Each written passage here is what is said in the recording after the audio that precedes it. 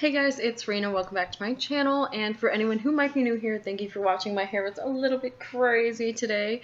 I took a shower but didn't wash my hair because I'm going to be going to the gym, and that's why I also don't have a lot of makeup on, plus laziness.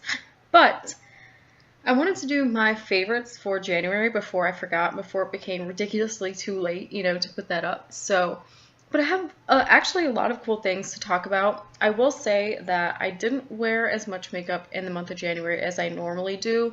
After I got back from winter break, I was kind of in a funk, and I still kind of am. And then I got sick last week. So like the whole week, I was totally off my game, like in terms of not eating, a lot or on a schedule or anything like that, not going to the gym, not doing my makeup, just white. It was not a good week last week. So I didn't wear a whole lot of makeup in January, but the things that I did wear I really liked. So I'm really going to just tell you guys what I've been using. Some of this dates back to winter break when it was like that first 9 days of January when I was really wearing a lot. So yeah, I'm just going to tell you guys what I have, and we'll just get into it so I don't ramble anymore. Let's see. The first thing is the Kat Von D Alchemist palette. This is always so hard for me to show you guys because it's white. This is a palette with 4 highlighting powders. I love these. I have the Anastasia Moonchild Glow Kit. You guys know I love that. I love it so much. But this is really nice for work on the eyes. I do wear this on my face as a highlighter, but I really like it as an inner corner highlight or to kind of enhance a matte eyeshadow. That's been my favorite way of using this, so that's what I've been doing. It's mostly been like an inner corner pop. Particularly the ones that I use a lot are Ultraviolet Amethyst, Pink Opal, and Blue Sapphire. I don't use Green Emerald quite as much, but it's a really pretty color. So I will say I think that Green Emerald might be the closest to the color, the corresponding color in the Anastasia palette, so, it's a little less unique. So I also have the Edward Scissorhands palette from Sugarpill. I don't know why that took me so long to formulate. So, but not the entire palette. I do love this palette. That was a weird way of putting it. But in particular, I want to talk about Suburbia, which is this kind of coral orange, kind of like that. The reason this is on my favorites is because I've been using it as a blush. So there it is, kind of blended out on my hand. I like it as a very, very light coral peachy orange blush on me. It kind of just gives my face a little extra life. Shrinkle Amy, the owner of Sugarpill, posts pictures of herself wearing this all the time as blush, so I feel a little bit validated that way. I honestly really wish that Sugarpill would come out with their own blushes because like their eyeshadows work really well, but it would be cool to have an actual like blush product. So that's that. Another palette that I have is the Urban Decay Gwen Stefani palette. This is like, it's not an old palette, but older than some of the other ones in here. It's definitely been loved. You guys can tell, I think. Some of these colors are destroyed. In Pop, I use this all the time. I've been reaching for this a lot this month when, on the few days that I actually did feel like wearing makeup, I would get up and usually reach for this. Like I use Skimp a lot, and it was easy to just put some of these mattes in the crease and kind of run out the door. So I use Blackout almost every day if I do black liner. So this is just a really great palette for a neutral look, and you can add a pop of color if you want. It's just an easy palette, and I love the transition shades in it, so it's been my go-to neutral palette for the month. Now, total opposite is the Kat Von D Pastel Goth. This is not the highest quality. That's a horrible way of putting it. I have a full review that I want to put up, and it might already be up by the time this goes up. Who knows? But it's just the shadows don't last as long, and they do kind of fade, like in comparison to other shadows I have. But they blend really well, and they're very vibrant, and they're beautiful. So I've been using this a lot this month. The colors are just really fun, and for the days that I actually did feel like wearing makeup, this was what I would reach for, because I don't know, it's bright and fun and vibrant, and it like spoke to me and was like, be creative with your makeup again, like reach for this, so I liked this a lot for that reason. It definitely inspired me to kind of get my creative juices flowing and come up with some looks. So in particular, my favorite shade is Meow right here, this kind of muted purple lilac because I can use it as a blush or I can use it as an eyeshadow, and it's really great in the crease to like blend out shades. So one last palette, and it's kind of like a multi-purpose. It's been in multiple favorites videos. It's my Lunatic Cosmetic Lab Contour Palette is what it's called. So this thing is great. I won't tire you guys because you know I talk about this all the time. So it's a true favorite. But I've gotten back into contouring a little bit every now and then, so I've been using this a little bit more. And I've been using concealer a lot more and relying on it, so I've been setting it with this banana color powder. So I've been using this palette a little bit more recently because I got the Kat Von D Lock It Concealer Cream in December, and I used it a lot this past month. So this is in L5 Neutral. I could possibly go a little bit lighter probably, but this one's very, very good, very full coverage. It feels comfortable, and once I set it, it doesn't crease throughout the day. So I really love this stuff. It's pretty good. It is expensive, but you don't need much of it, so I think it's going to last a while. And honestly, most days this month I've been going without foundation, so I'll just like wear a primer, a powder, and concealer, and like that's about it. So yeah, it's actually been kind of nice letting my skin kind of breathe. So I have a brow product, and this is the Urban Decay Brow Box. So the reason I have this is it went on sale for $9, and you know if you're part of the Beauty Junkies program through Urban Decay, you get free shipping. So I was like, okay, a brow product that I've been curious about trying for $9. Okay, now they only had 2 shades. They had like a honey something, and this was brown sugar. And since I have darker hair and everything, I went with brown sugar. And mine's a mess. It's absolutely disgusting right now. So just, yeah, don't look at the wax. Real bad. It's messy. The powders kick up. It's gonna sound stupid. The powders kick up a lot of powder.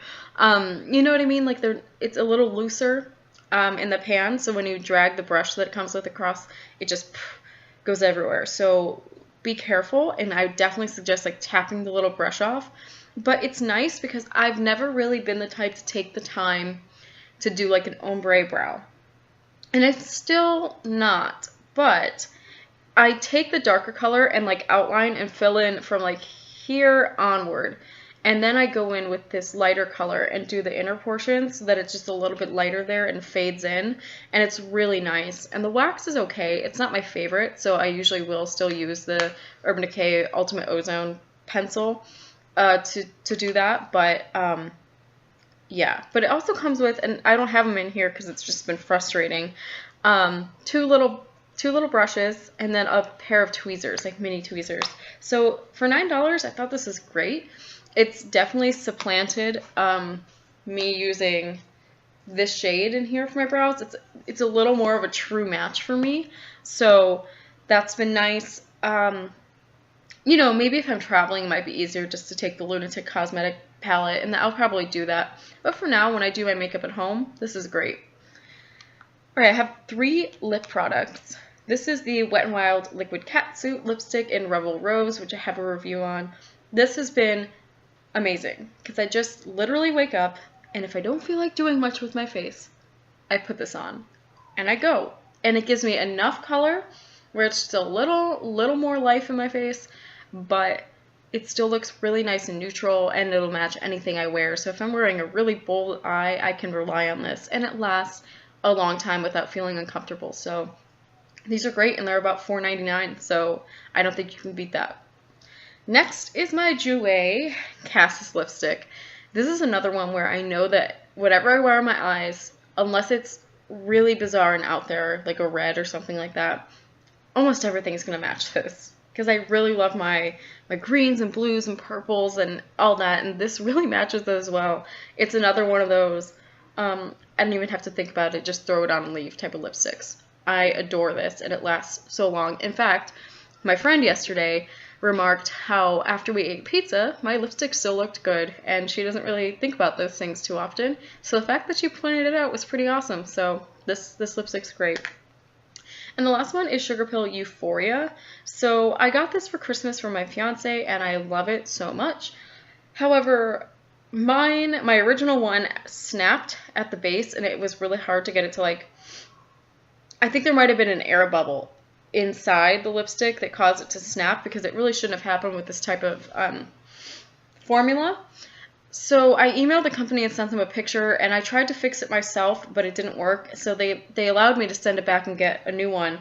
So this one has not been used. So I just wanted to preface that with, I've used it before, so I know how great it is, but this one hasn't really been used other than swatching. So it's this beautiful teal color, and I adore it so much. I've wore it a couple times before it, you know, unfortunately broke. Like, it was maybe twice, 2 or 3 times maybe.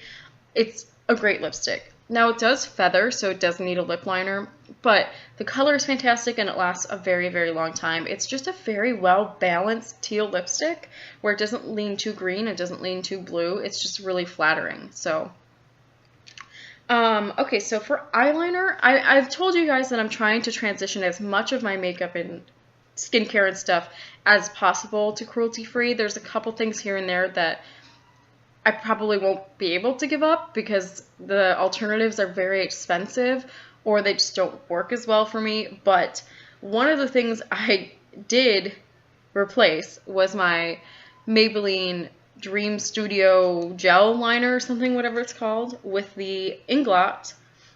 What is this called? AMC Eyeliner Gel, and this is number 77 Black. So I've been using this quite a bit, you can tell. Yep. I've been wanting to do a review, but I'm just going to have to find the time to kind of try it out in a couple more ways and then tell you guys. But this has been, excuse me, my go-to black eyeliner for, you know, wings, and it's been really nice. I use it with the Sugarpill Exact Eyeliner, whatever it's called, brush, and it works nicely. It's very, very opaque, and it looks very clean, and I like that, and it lasts a long time. So I've been reaching for that a lot, and I really do enjoy it. And then my ultimate favorite for the month of January. Yeah, I got some Wayne Goss brushes, and this looks excessive, but let me explain. So in my lucky bag from Beautylish, which I had an unboxing and I still haven't posted it, and I just feel like it's too late to post it, but also it needed to be edited, and this last 4 weeks of the semester has been way too 0 to 60, you know what I mean, like way too fast. But anyway, I got the number 5 brush in my Beautylish bag, and this is like a pencil brush. I use it for like under the eyes. You can use it, and I have used it for this, to do like a cut crease, and I've done it to do like a look like that, and it worked really well to get an exact line. So I fell hard for these brushes. They're so soft. I could not believe how soft they were, and they just feel so nice on the lid. So I got some birthday money. My parents gave me some birthday money, and I got, you know, a couple cards and stuff like that. And I decided to treat myself because I've never bought a brush set. Almost all my brushes have come from Urban Decay palettes or Ipsy bags. I've gotten like 2 from Ipsy bags. And I have a handful of Real Techniques brushes. But all my eye brushes, all of that, I never bought any. I think I bought 1 eye brush from MAC when I was like 14 or 15. And I still have it for like, you know, memory's sake, but it's not a great brush. So, oh, I dropped one. That's awful. Okay, so these are very expensive. I don't remember the exact price of each brush, but they are very pricey. Initially, I was just going to get the collection, which is like a set of 5 or 6 brushes for like a set price, and you get like the 1, 2, 3, 4, 5, 6, and maybe 7. But the reason I didn't do that was because I already had the 5, and then I knew I wouldn't use the number 1, which was a foundation brush, because I like to use a sponge, and, you know, if I use a brush, I'll use my Real Techniques Expert Face Brush. So I decided instead, and it ended up being a little cheaper, to kind of make my own set. Like, I wouldn't get the packaging, you know, I wasn't going to get the fancy set packaging, but I was able to buy only brushes I would use. So I got the number 8, which is like a push liner brush. See how thin that is? It's fantastic because I can really tight line super well, and it's great. I love this. I got the number 6, which I was really kind of skeptical about because it looks really large in comparison to most eye brushes. But this brush has been the only eye brush I've used for the past 3 weeks. It's so soft and it applies shadows so well. It blends effortlessly. It's just really great. Like Fira, you know, if you guys don't know, Fira is one of my favorite YouTubers, and she just has she has a great blog, actually. The blog is really where I know her from, but she said that she could do all of her eye makeup with this one brush, and I see why now. Like, I was real skeptical, but I trusted her, so I was like, I'm going to get this one, and it's amazing. So I also got the number 4, which is like a crease brush, and I want to compare it for you guys to the number 3, because they're quite similar. But this one can be used, like, I use it more for brow bone highlighting, and you can set your under eye concealer with it, or like contour your nose. And this one I use more for crease work and shading and stuff like that. And then I got 2 face brushes. So I got the number 2, which I use to set my concealer, to apply a highlight, and also to contour. And then this brush is probably my favorite. This is the number 14, and I use this for blush. Now, this is considerably smaller than the blush brush I had previously had, which was the Real Techniques one, but this works so much better for me. It's just like the perfect size, and it's so soft, and it gives you control, so much control over the amount of product you're putting down, and it blends it out effortlessly. So this brush is fantastic. I recommend it to anybody who needs a blush brush, especially if you are fair or you have dark skin and you're using like very pigmented blushes. This brush is perfect for that, because a lot of blushes look very harsh on me because I have very fair skin.